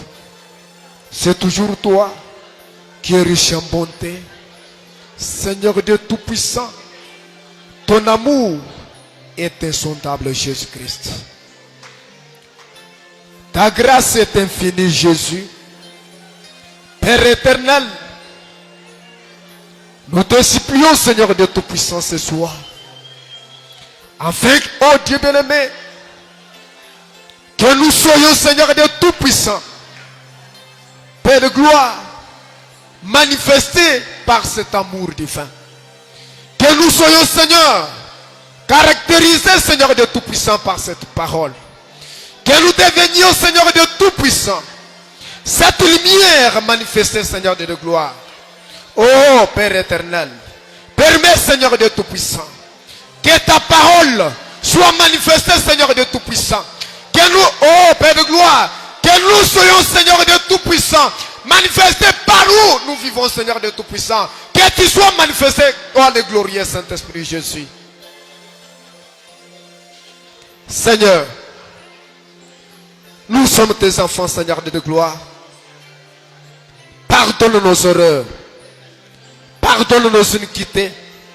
Pardonne nos transgressions. Lave-nous, oh Dieu bien-aimé, et sanctifie-nous, Seigneur de Tout-Puissant, ce soir, par le sang du calvaire, Seigneur de gloire. Assiste-nous, Seigneur de Tout-Puissant, afin, oh Dieu bien-aimé, que nous soyons, oh Dieu bien-aimé, prêts, oh Dieu Tout-Puissant, à vivre cette parole, Seigneur. Manifeste-toi, Seigneur Jésus, dans la vie de tout un chacun de nos pères. Car le temps n'est plus, Seigneur. Le temps n'est plus, Jésus. Le temps n'est plus, Seigneur de gloire. Assiste-nous, Seigneur de Tout-Puissant. Oh Père, à devenir, oh Dieu bien-aimé, cette parole, Seigneur de gloire manifestée, Seigneur. Bénis-nous, Seigneur de Tout-Puissant. Bénis-nous, toi, éternel des armées. Nous voulons, Seigneur de Tout-Puissant, que toi, le glorieux Saint-Esprit, qui vient de nous parler ce soir, oh Père, tu puisses ramener, Seigneur de Tout-Puissant, tout un chacun de nous, Père, oh Dieu Tout-Puissant, qui pouvait s'égarer d'une manière ou d'une autre, Seigneur. Permets que nous soyons tous ramenés, Père, afin que nous soyons prêts pour ce départ secret et soudain, Seigneur de gloire. Bénis ton serviteur, oh Dieu bien-aimé, qui s'est monné, oh Dieu Tout-Puissant, ce soir, pour nous parler, Seigneur. Bénis ce voix, oh Dieu bien-aimé, que tu as utilisé, Seigneur. Oh Père, protège-le, Seigneur Dieu Tout-Puissant. Où est le Seigneur de gloire? Qu'il soit béni, oh Dieu Tout-Puissant. Seigneur Dieu Tout-Puissant, bénis les récoltes de dîmes et offrandes. Bénis, oh Dieu Tout-Puissant, tout et chacun de nous qui t'a apporté quelque chose. Oh Dieu bien-aimé, comme dîmes et offrandes, Seigneur. Même si qui ont manqué, Seigneur, bénis le Seigneur de gloire. C'est pour cela, Père, nous laissons toutes les parties de ce culte qui reste, Père de gloire, entre tes saintes mains. Au nom du Seigneur Jésus-Christ, nous prions avec foi et nous disons Amen. Oui, que notre Dieu soit béni. Ndiyo Mungu wetu abarikiwe. Nous allons prendre 216 pour passer au récolte des dîmes.